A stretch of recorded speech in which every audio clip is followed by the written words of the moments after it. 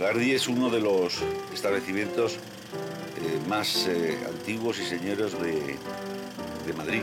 Ha sido una fiesta gastronómica en Madrid durante siglo y medio y lo sigue siendo todavía. Ha sido el restaurante, digamos, más político de Madrid. Toda la gente que ha contado algo en la historia de España ha pasado por Lardi. Lardi es la suma de tradición y modernidad. Es un trozo de la historia de España.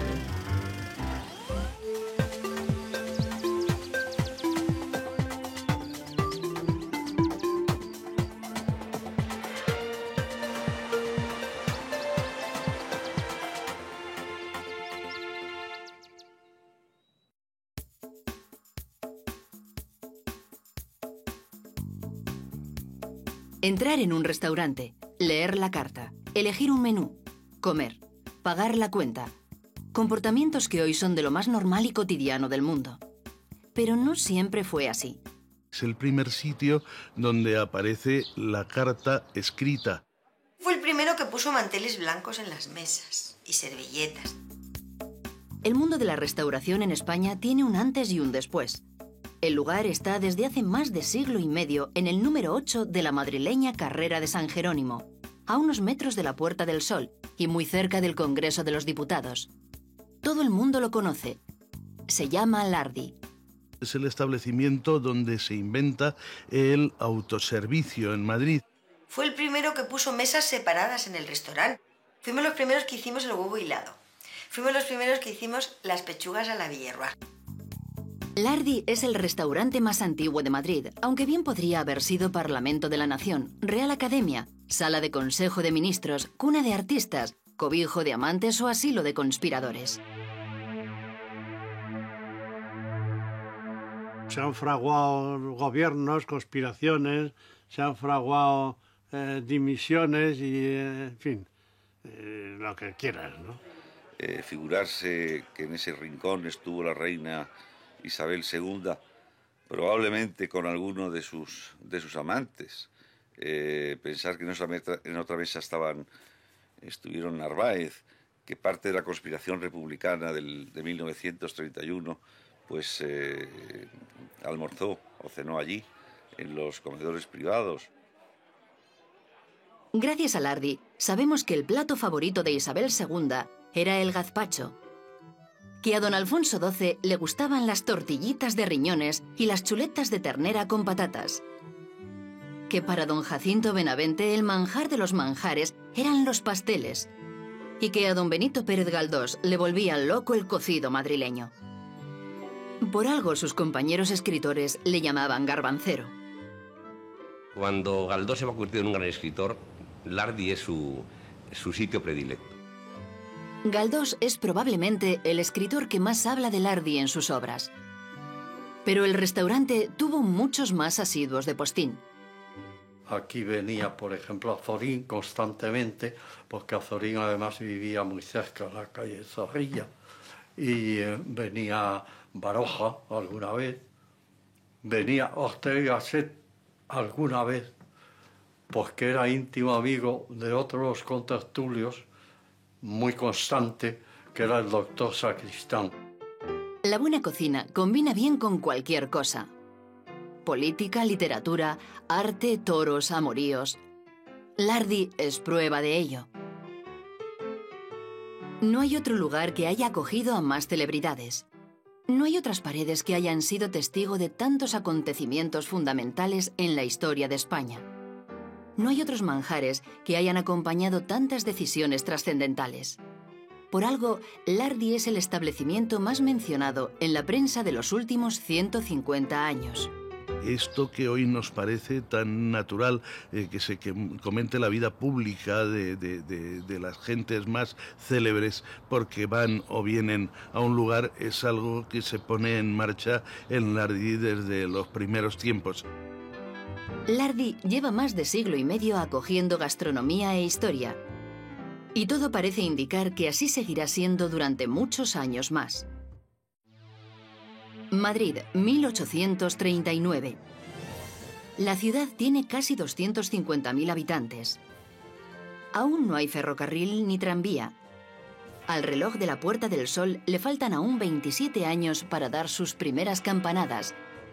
Y la Gran Vía ni siquiera está en proyecto.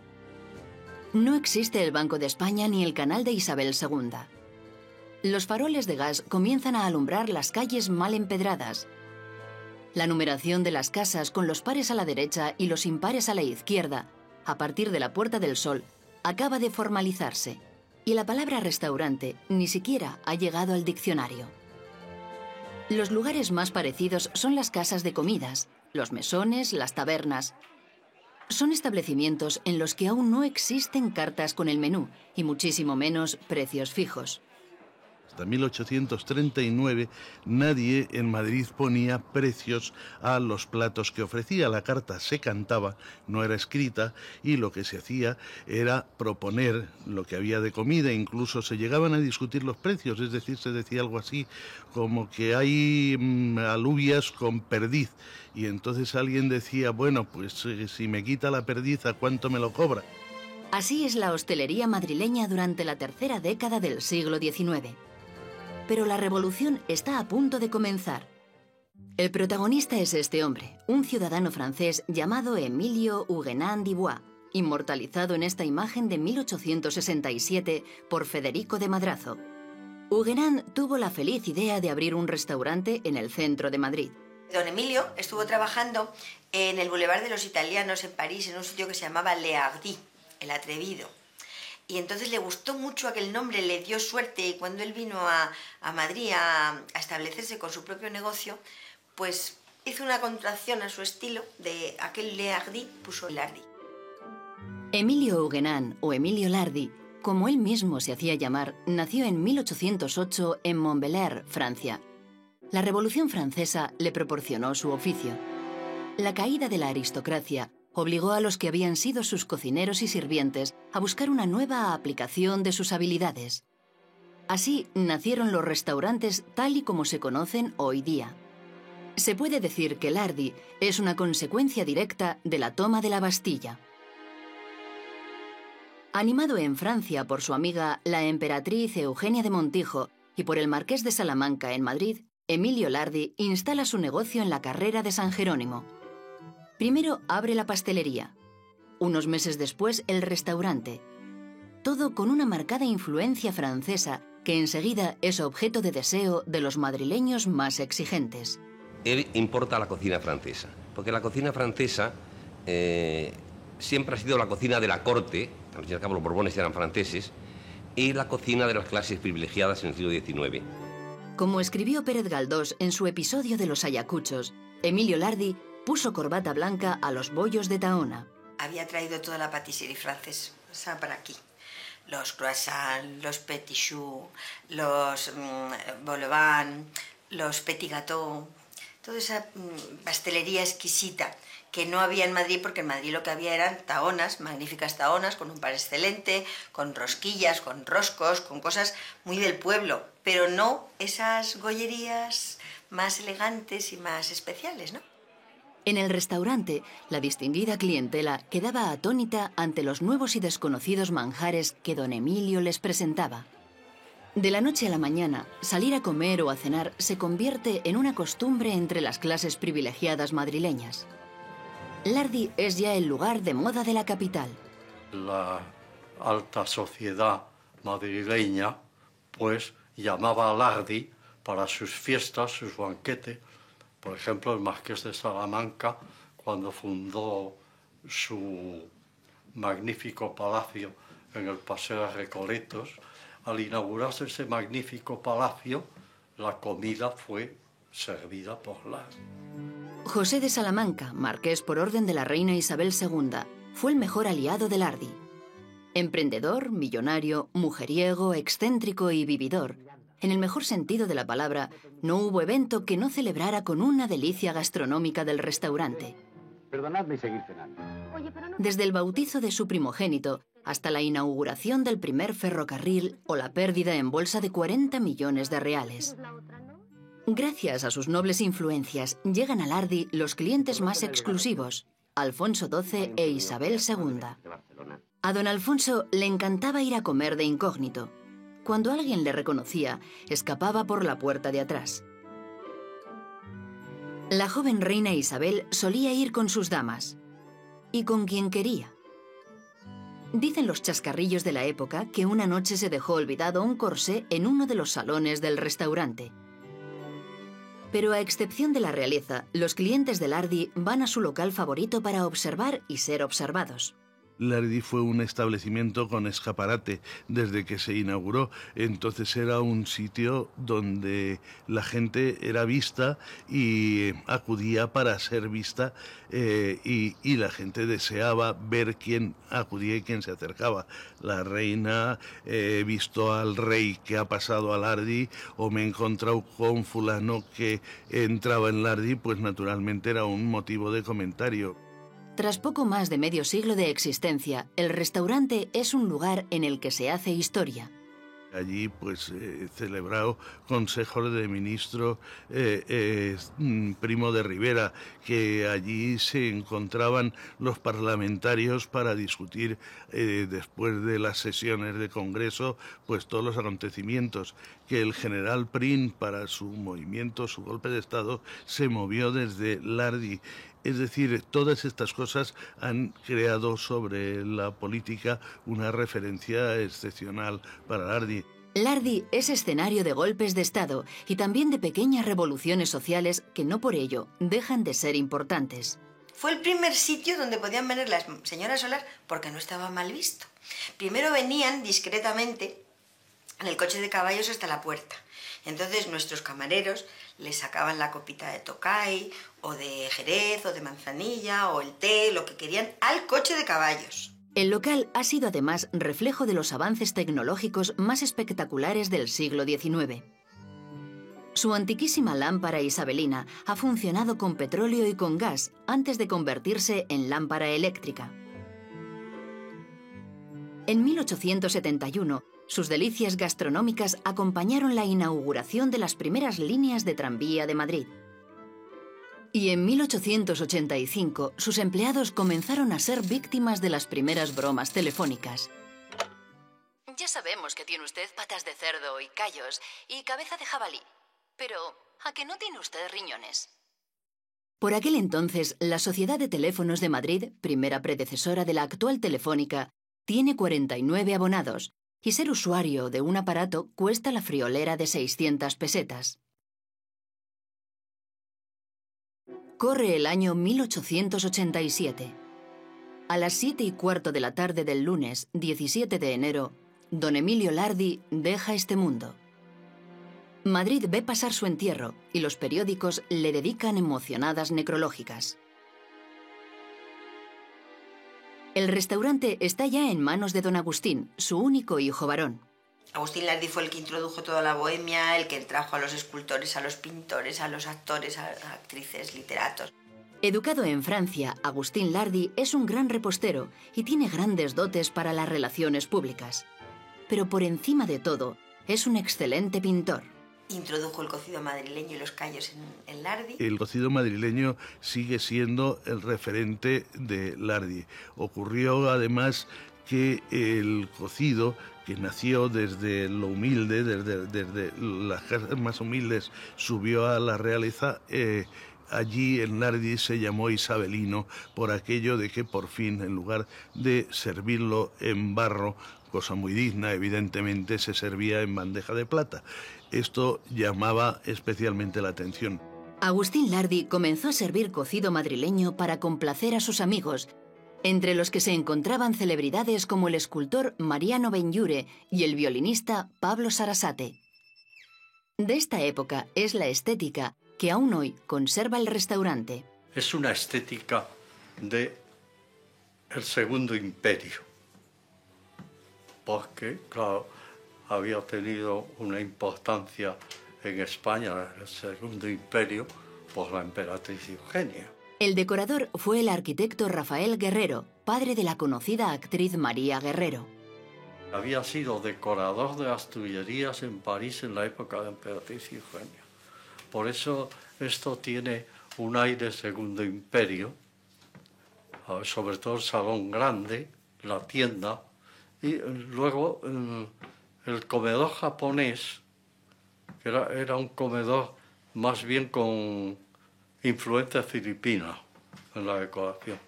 Este salón japonés es el que más secretos guarda. Entre estas 4 paredes han tenido lugar toda suerte de conspiraciones y amores secretos. Ha sido un lugar donde se han reunido, por ejemplo, los gobiernos de la dictadura de Primo de Rivera y después se ha reunido aquí el primer gobierno de la República en 1931, que pasaron casi directamente de la cárcel al gobierno. Y a la cárcel, cuando estuvieron en la cárcel, les llevaba comida Lardi. El salón japonés fue también el favorito de las cupletistas de moda. Una de las más famosas fue Consuelo Bello Cano, más conocida como la Fornarina. Esas mujeres con un carisma especial como Mata Hari y como las cupletistas de la época también lo tenían como sitio de su preferencia. Entonces, también sobre todo venían al japonés. Pues eso, a lo mejor buscando esa discreción que en otros sitios no tenían, ¿no? Y dice que era muy curioso ver salir a esas damas elegantísimas y guapísimas que entraban y salían del Lardi, claro. Llega el nuevo siglo. Se aceleran los cambios. Nace el diario ABC. Se crea la residencia de estudiantes. Madrid se ilumina gracias al alumbrado eléctrico y llega al trono uno de los asiduos del Lardi, Alfonso XIII. El restaurante permanece en lo más alto. Incluso sirve un buffet a bordo de un globo aerostático, lo último del momento. Margareta Gertruda Zelle, más conocida como Mata Hari, toma el aperitivo en Lardi y después es detenida. El establecimiento es lo más castizo de Madrid. Sin embargo, la carta del menú sigue escrita en francés. Don Antonio Maura decide que las cartas de los restaurantes, los platos de los restaurantes, había que escribirlos en español, traducirlos. Lo hizo durante el banquete que ofreció a los académicos en 1917. Un año después, Agustín Lardi muere a la edad de 70 años. ¿Qué va a ser de Lardi sin don Agustín? La única descendencia del que ha sido alma del negocio durante los últimos 35 años es una mujer, y las mujeres no están autorizadas por el momento a regentar establecimientos de hostelería.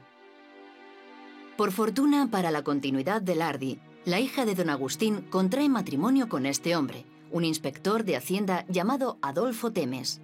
Es él quien, ayudado por los trabajadores de la casa, se pone al mando del establecimiento.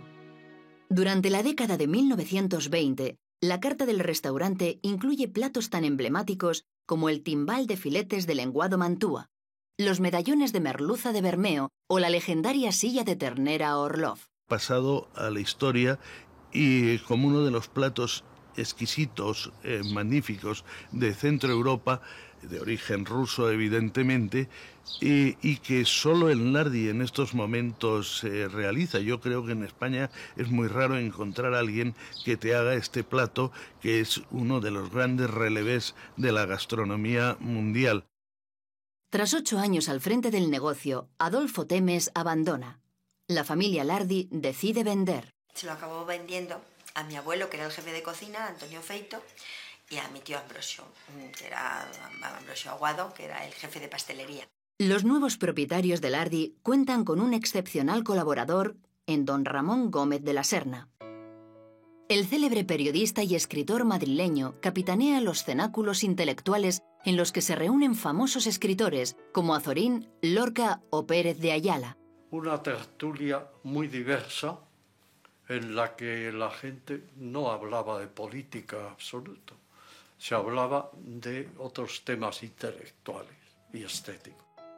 Uno de los primeros trabajos de Antonio Feito y Ambrosio Aguado como nuevos propietarios de Lardi es el banquete ofrecido con motivo de la inauguración del primer parador nacional, el de Gredos. El acontecimiento tiene lugar el 9 de octubre de 1928. Mientras tanto, los salones de Lardi siguen siendo escenario de continuos homenajes. Homenajes de unos intelectuales a otros. Homenajes de aquellos a periodistas. De periodistas a intelectuales. Y entre los homenajeados, Joaquín y Serafín Álvarez Quintero, Jacinto Benavente, Don Miguel de Unamuno.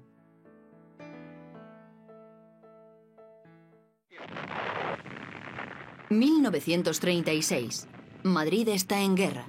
La ciudad vive en permanente asedio y en los salones del Lardi reina la inactividad. Los espejos de los salones se cubrieron con unas maderas, protegiendo de una forma, si quieres, infantil, a ver lo que se podía salvar. Pasó la guerra y se levantaron las maderas de los espejos, que resultaron estar intactos. Durante los años 40, Lardi sigue siendo Lardi. El homenaje más sonado es el que recibe el legendario Manolete el 11 de diciembre de 1944. El torero atraviesa el mejor momento de su vida taurina. Triunfa allá donde va, y todos se deshacen en elogios hacia su figura. Un grupo de intelectuales, entre los que se encuentran José María Pemán, Camilo José Cela o Agustín de Foxá, deciden decirle públicamente que es el más grande. El evento tiene lugar naturalmente en el Salón Japonés.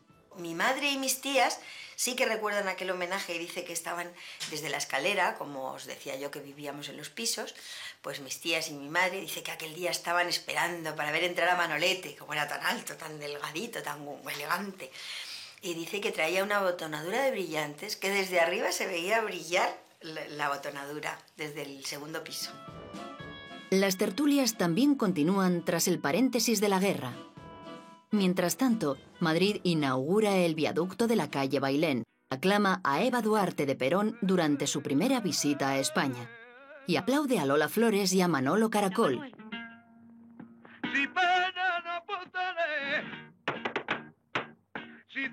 Después de la última guerra nuestra, pues aquí se reunían una serie de médicos, catedráticos, escritores, que estaban más o menos, si no perseguidos, por lo menos menospreciados.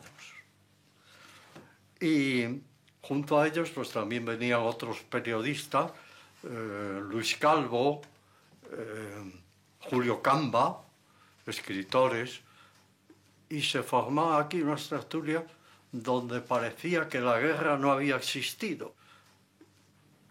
Íntimamente puede decirse que aquellas personas que se reunían en Lardi, gente de prestigio mundial, estaban con una escasez económica muy notable, hasta el punto de que a veces pues no podían pagar la media combinación.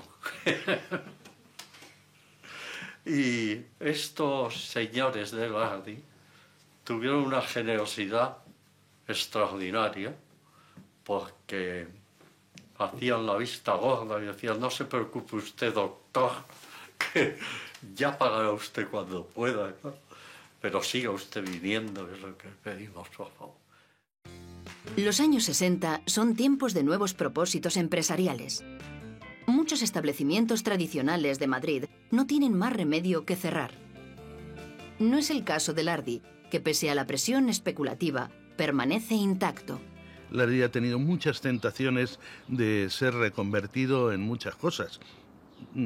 Sabemos que hubo una temporada alrededor de los años 60 en que los bancos desearon instalarse en las mejores calles o las calles más céntricas de Madrid, y que Lardi fue objeto de propuestas. Ahí la reacción familiar, el querer conservar a Lardi, es algo que de verdad dignifica a una familia que le ha dado extraordinaria continuidad. En 1989, Lardi cumple 150 años de vida. Como en los primeros tiempos, el local sigue innovando. Al mismo tiempo, mantiene el reto de ser fiel a su dilatada historia.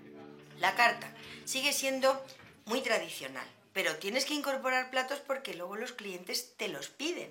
Entonces, por ejemplo, ahora tenemos muchas más verduras y muchas más ensaladas que hace unos años. Pero también es que nuestras costumbres en general han cambiado, porque yo tengo menús de Lardi en donde se tomaban 8 y 9 platos. Y hoy en día no hay nadie que por mucho que coma sea capaz de comerse 8 o 9 platos. El lugar que ha sido escenario de centenares de homenajes durante siglo y medio es ahora el homenajeado. La reina Doña Sofía es la primera en firmar el nuevo libro de visitas. Pero todo parece indicar que estos 150 años no han sido más que el principio. Ha entrado mi primo Javier hace 6 años, aunque somos la misma generación, él ya es 20 años más joven que yo, o sea que quieras que no, yo soy ya muy mayor. Yo soy la más mayor de todo Lardi ahora, con mis 60 años, soy la más antigua. Aparte de que he nacido en esta casa, pero aparte de todos los empleados de Lardi, soy la más mayor. En torno al cocido de Lardi y a los caldos de Lardi, pues se ha llevado a cabo una buena parte de la historia de España. Yo me he pasado pues toda la vida asistiendo a almuerzos o a cenas en Lardi de presentación de libros destacados, y muchas de las principales editoriales han elegido este restaurante para presentar sus libros, por lo que significa de símbolo en la vida madrileña. Sumar ese lenguaje de tradición con la modernidad que significa la excelencia es algo que solamente los grandes pueden hacer, y Lardi tiene, vamos, plenamente ganado el primer sitio entre los grandes restaurantes del mundo. En la ciudad de Madrid, la de las nuevas infraestructuras, la de los barrios y los grandes rascacielos, la que no para de crecer y transformarse, existe un lugar en el que todo sigue igual. Un lugar en el que se pueden escuchar los crujidos de la historia solo con traspasar el umbral de una vieja puerta de madera. Es Lardi, un lugar hecho en Madrid.